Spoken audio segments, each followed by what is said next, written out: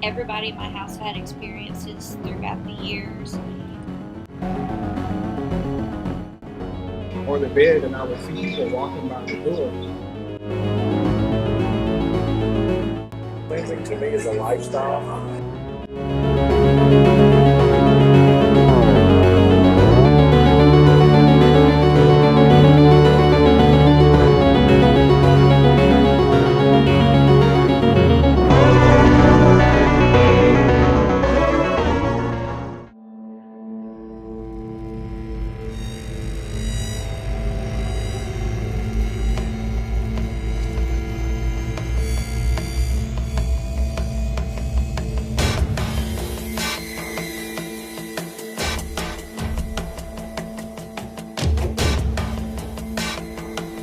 The house that we moved into in 1989 was extremely haunted.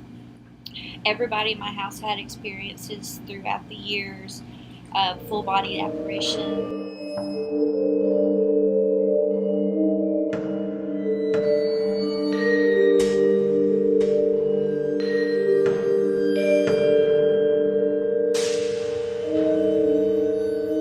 Sean had started, and I helped him, and then we started a team, and it's been wide open ever since. We are all over the place. We do tours, we do speaking events, we have a paranormal radio show, we do speaking events at libraries, we do readings, spiritual readings, we do healings, we do cleansings, we've even done exorcisms.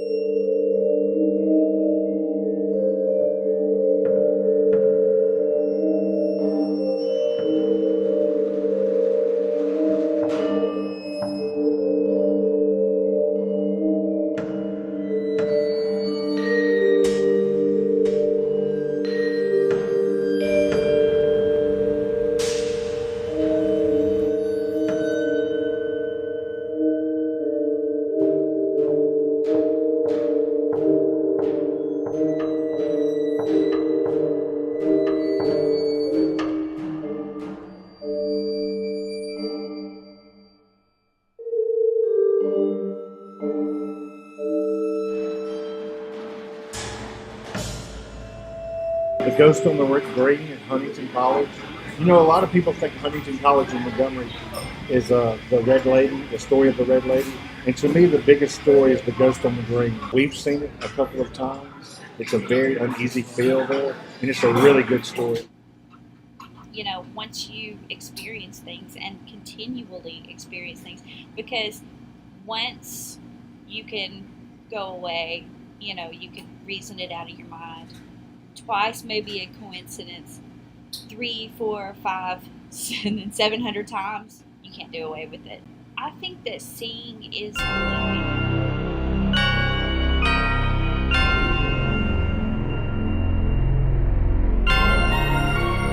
One of my earliest experiences was growing up, and me and my brother shared a room together, and he would sometimes sleep with the door open.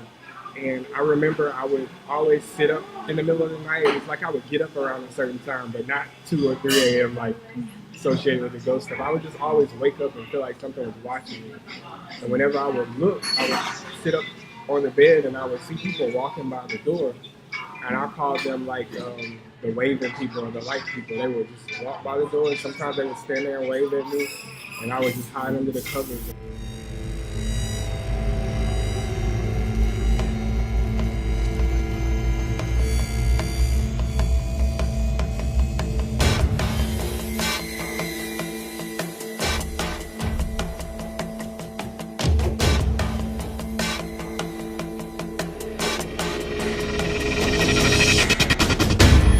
We lived in apartment 12F.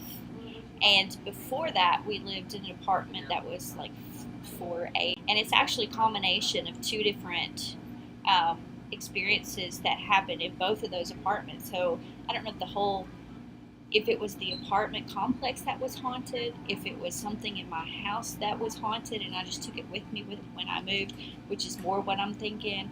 Water would turn on and off by itself, but it only would do it when it got a certain temperature and when I was touching the water. Like if it got so hot that I would touch the water, um, and it would scald me, it would turn off.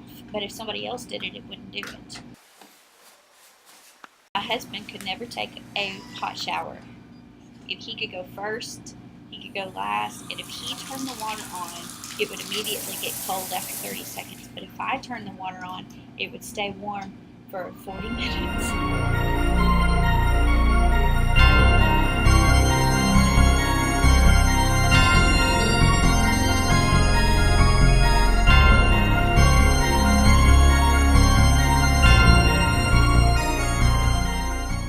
So I dress up in the makeup, and I had personal experiences on the tours.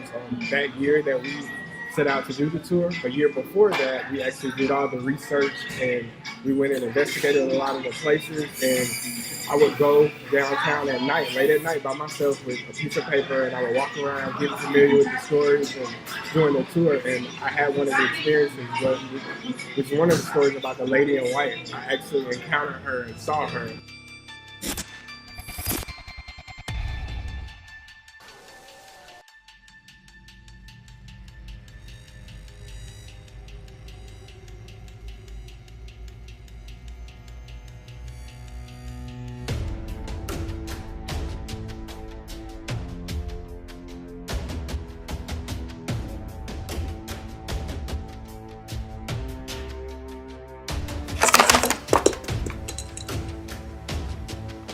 We had a picture fly off the walls, or fly off the shelf and crash, and it was a picture of him.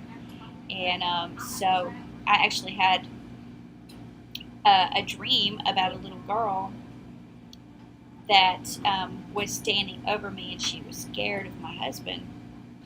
And I told her she didn't have to be scared of him.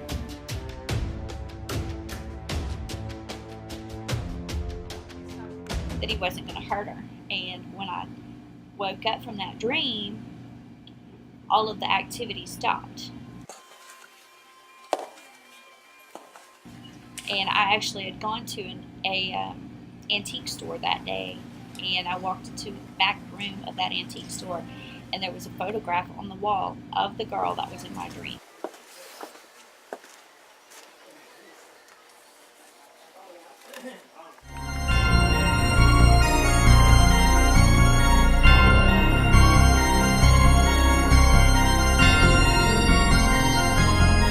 There was one incident where we were dealing with a low-level possession.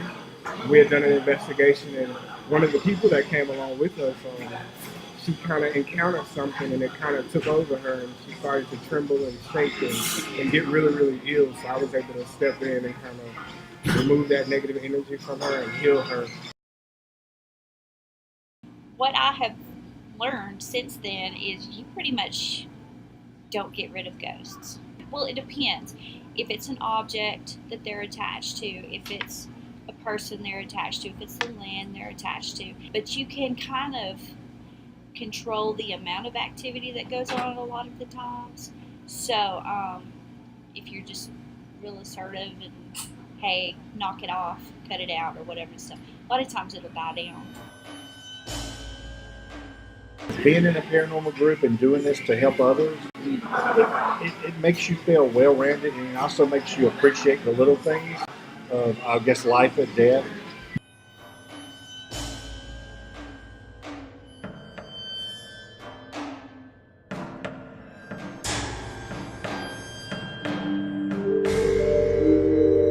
A cleanse from getting negative energy not only off of you or off the items or in your house.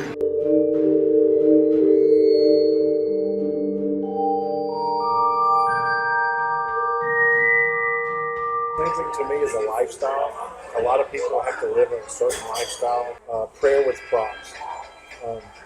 Keeping your house positive, keeping your energy positive.